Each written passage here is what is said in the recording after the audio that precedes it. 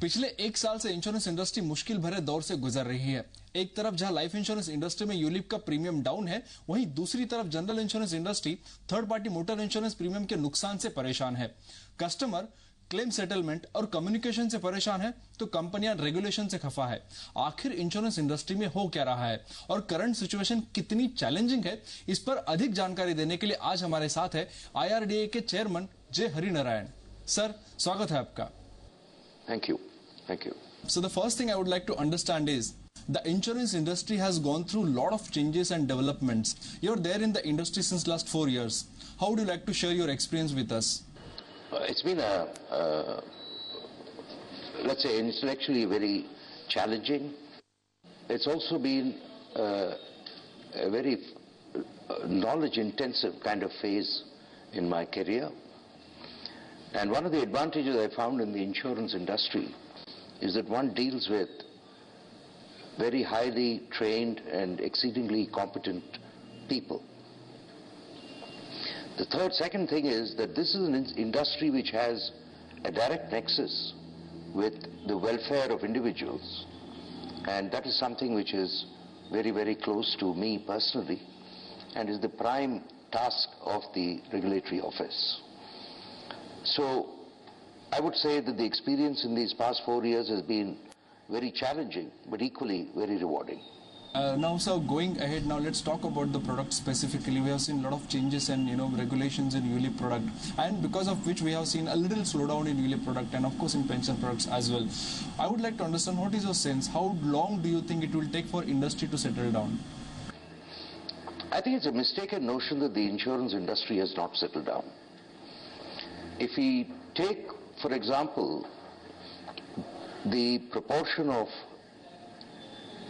savings which go into insurance, we find there has hardly been a blip and it has been steadily rising. Unlike, for example, the proportion of savings which goes into bank deposits or which goes into other instruments of savings such as small savings and so on, there has been no volatility in the insurance savings. There has been a steady growth, and I think that growth indicates that the insurance industry as such is indeed very stable. Recently there has been some amount of degrowth in the insurance industry. In this year I expect first year premiums to come down by about 9 or 10% compared to last year. But if you take the total insurance premium, the drop is about 1% or so. But on the whole, I think it would not be correct to say or to imagine that the life insurance industry in particular is not stable. Coming to the non-life sector, there has been tremendous growth and it continues to grow at about 28-29%. The rate of growth in the health segment of the non-life insurance sector is slightly higher than it is in other segments. So I would say on the whole the insurance industry in India is stable and growing. Okay, so going ahead, then I would like to have your take on pension products now. It's almost a year and there is no pension product available in the market. Looking at the fact, perhaps insurance companies are shying away with the new guidelines and perhaps they are not comfortable. Well, there's one thing which I think the insurance industry wants me to do which I do not choose to do, and that is this. The pension product as it stands is actually a misnomer.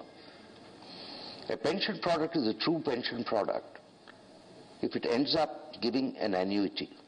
That is, initially people pay into a pension product, and at a predetermined point of time in the future, the investments made translate into a steady stream of income back to the policyholder, like a true pension.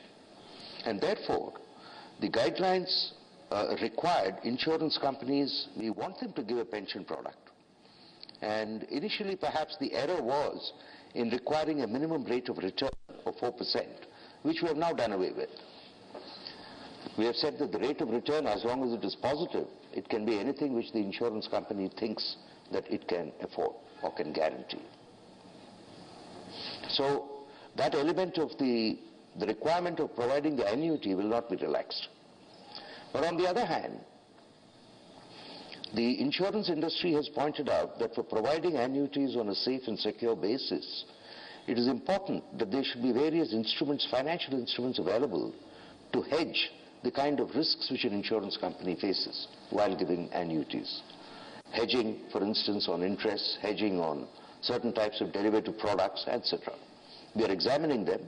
Some of them are also already been permitted. Some more depends upon the development of a proper corporate bond market and so on in the country.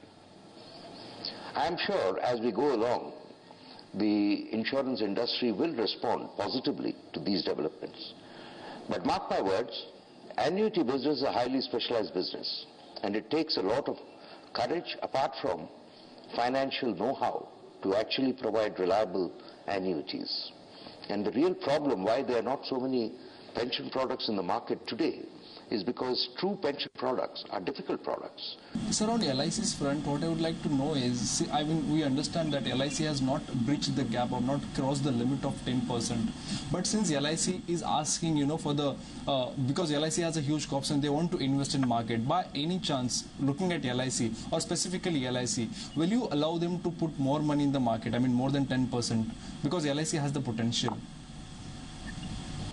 No, I mean, the limits of investment in different types of securities, in different types of exposure limits, for example, for different classes of securities, have been placed there precisely to ensure that there is no risk to the investment. The insurance industry is different from a mutual fund or a hedge fund activity. In an insurance industry, we place most emphasis on stability rather than on return. And the IRDA would be very, very remiss in its responsibility to policyholder funds if we don't take the essential factor of risk and factor that in to the various exposure and other prudential investment norms we have developed. So what intrigues me on LIC and ONGC issue is, government asked LIC to buy a stake in ONGC, which LIC did. But after 10 days, government came with a budget and imposed cess on ONGC. Now, ONGC is the company who is going to suffer a more because of cess. I think it's around 4,500 to 5,000 crore will be the loss for ONGC. Now, automatically, since LIC has bought the stake in ONGC, that loss will be passed on to LIC's book as well. So, don't you think it's a matter of concern? Not at all. The investment of LIC in the ONGC is much less than what is allowed in the exposure norms which we have prescribed, which is 10%. Their investment in ONGC is much less than 10% of the equity of ONGC.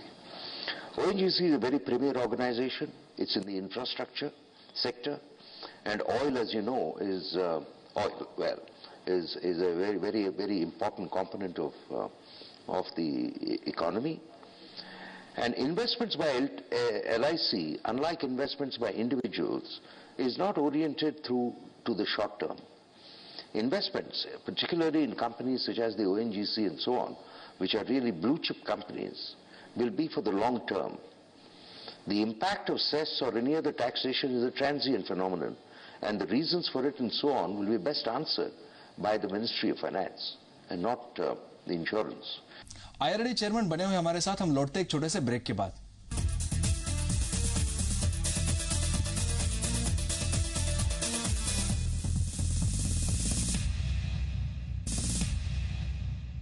Break के बाद स्वागत है आपका। Sir, last time when we had a word with you, you mentioned that you're trying to the portfolio of investment portfolio of insurance companies in the market, for example 50%, 35% and 15%, you're re-looking at that structure. We are looking at it from 2 or 3 perspectives. Firstly, we are looking at it to see whether the investment norms which we have in place are such that there is sufficient space for investment in compliance with the norms. Because apart from LIC and the insurance sector as a whole, several other sectors, for instance, the Provident Fund or banks and so on, are also investing in the same space. So unless we factor all this, we should ensure that our regulations not only cater to prudentiality, but would also are sensitive to the size of each segment of the market, such that there is sufficient space for making investments as and when premiums come in. And that is the exercise we are doing. We have engaged experts and other bodies to look at their perspectives about how these markets would grow in the future. And having regard to all of that, if necessary, we might re-engineer the investment norms. But at the present moment, there doesn't seem to be anything particularly alarming about it. And by and large, the investment norms in India are in sync with how insurance companies around the world invest premium monies. Bulk of it does indeed go to government gilts, about half or so. In some jurisdictions, it may be about 40%. In some, it may be higher than 50%, which is about 60 or so. In India, it's kept at 50. And out of the balance, good part of it is actually in fixed rate instruments, because there is a guarantee. All insurance companies or insurance products offer a certain guarantee at a predetermined rate of return to the policyholder. And to sustain that, to ensure that the assets and the liabilities match at all points of time, we tend to invest more in fixed return instruments. The equity component is always generally a very small component of the total holdings of insurance. And that is the pattern in India too.